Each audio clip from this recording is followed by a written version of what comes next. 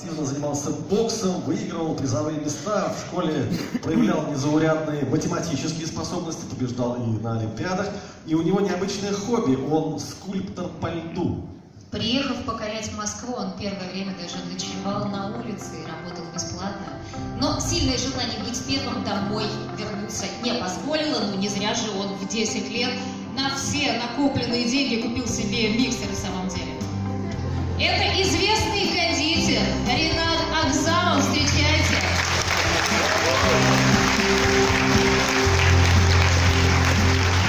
Я заметил, что сейчас выходил и думал всем сказать добрый вечер, потому что темно, и у меня было ощущение добрый вечер, хотя сейчас день.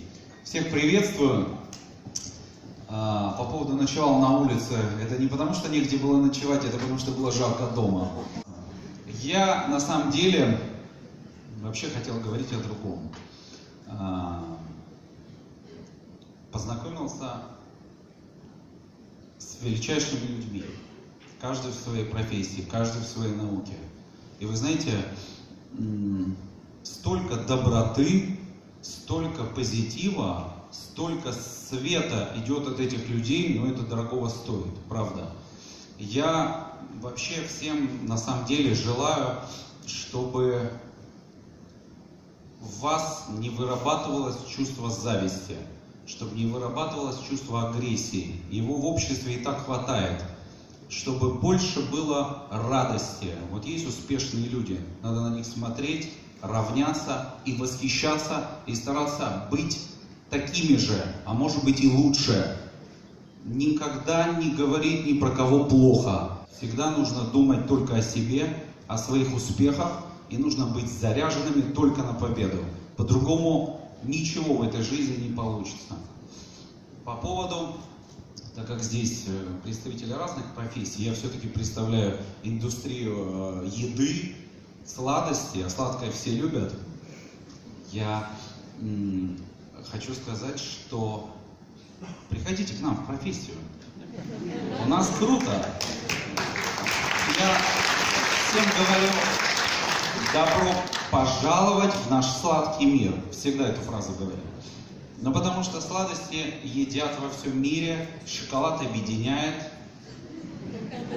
Сладкое, чак-чак, толкыш, да? Кто знает? Кстати, вы знаете, очень многие не знают, что такое толкыш. Очень многие среди молодежи не знают, что такое толкыш. А я еще в свое время в детстве его тянул. Хочу сказать, наша... А? Я вас угощу обязательно. Да сложно объяснить. Значит, по поводу нашей сладкой индустрии. Хочу вам сказать одну вещь, которую многие не знают.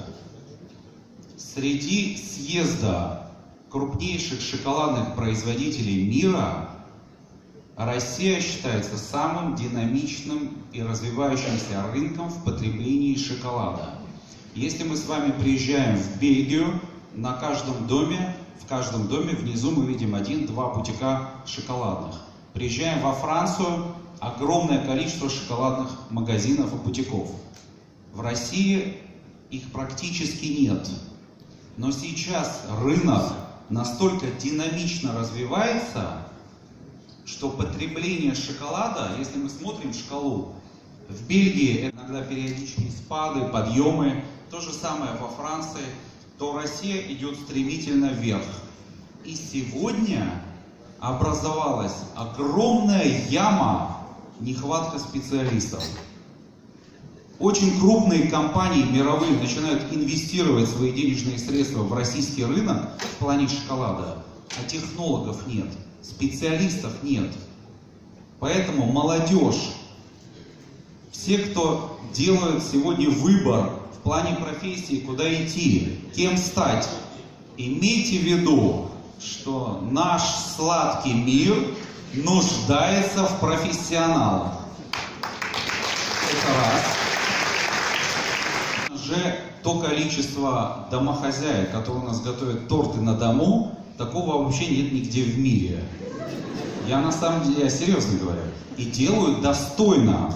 Не знаю, кто следит за моим инстаграмом, видите, как мы часто реализуем торты по всему миру, и в Дубае, и в Европе. Мы очень часто где делаем интересные проекты.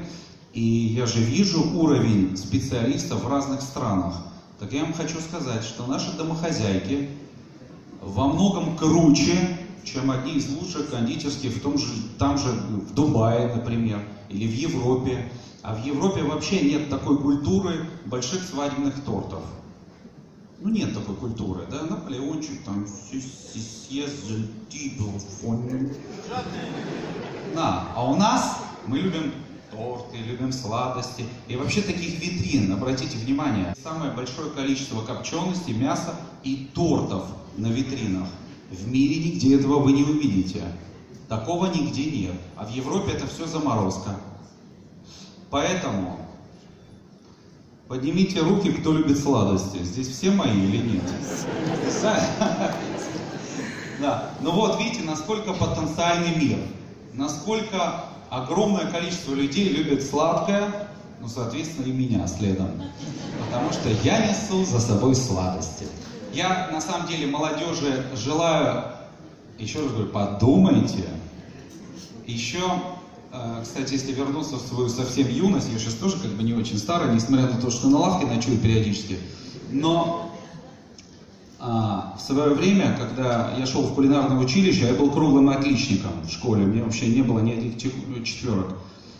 И математические олимпиады выиграл, краевые, и по геометрии, ну много чего делал интересного. И когда моя мама сделала выбор в сторону кулинарного училища вместе с папой, их собрали на собрание во дворе, их ругали, говорили, как вы губите такого потенциального математика, ученого, технолога, инженера, зачем вы этого талантливого мальчика отдаете в кулинарное училище? Потому что в свое время в кулинарное училище шли одни троечники. Понимаете, ну вот так это раньше было, к сожалению. Боксеры, борцы, ну там, да, либо люди, которые там не могли пойти, ну это объективно, это годы моей молодости. Да.